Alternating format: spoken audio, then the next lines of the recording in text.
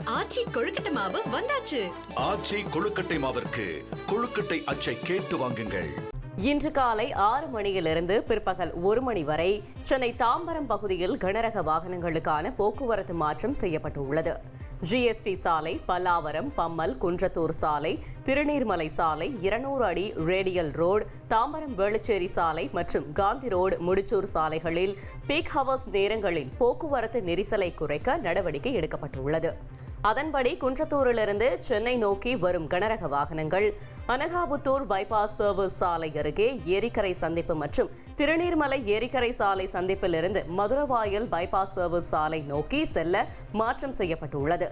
வரகடம் மற்றும் காஞ்சிபுரத்திலிருந்து சென்னைக்கு வரும் கனரக வாகனங்கள் முடிச்சூர் சாலை மற்றும் வெளிசுற்று சாலை சந்திப்பில் இருந்து வெளிசுற்று சாலை நோக்கி செல்ல மாற்றம் செய்யப்பட்டுள்ளது. தாம்பரத்திலிருந்து சென்னை நோக்கி வரும் கனரக வாகனங்கள் மேடவாக்கம் மார்க்கமாக வேளச்சேரி நோக்கி செல்ல மாற்றம் செய்யப்பட்டுள்ளது.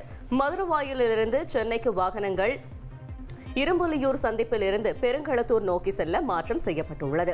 சென்னை நோக்கி வரும் கனரக வாகனங்கள் செங்கல்பட்டிலிருந்து சிங்கப்பெருமாள் கோயில் நோக்கியும், வண்டலூர் வெளிச்சுற்று சாலை வழியாக படப்பை நோக்கியும், வண்டலூர் பழைய பாலம் வழியாக வாலாஜாபாத் சாலை நோக்கியும் செல்ல மாற்றம் செய்யப்பட்டுள்ளது. சென்னை தாம்பரம் சானட்டோரியத்தில் 115 கோடியில் கட்டப்பட்டுள்ள செங்கல்பட்டு மாவட்ட தலைமை அரசு மருத்துவமனையை முதலமைச்சர் ஸ்டாலின் இன்று திறந்து வைக்கிறார்.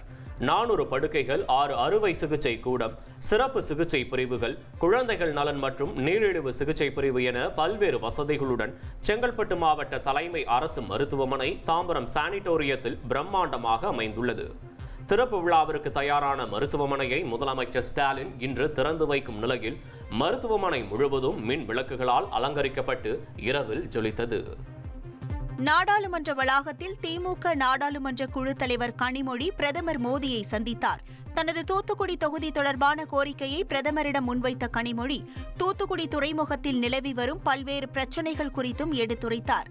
முன்னதாக மக்கள் நீதி மய்ய தலைவர் கமல்ஹாசன் பிரதமரை சந்தித்த நிலையில் கனிமொழியின் இந்த சந்திப்பு அரசியல் வட்டாரங்களில் பேசுபொருளாக மாறியுள்ளது. ஆச்சி கொழுக்கட்டை மாவு வந்தாச்சு. ஆச்சி கொழுக்கட்டை மாவிற்கு கொழுக்கட்டை அச்சை கேட்டு வாங்குங்கள்.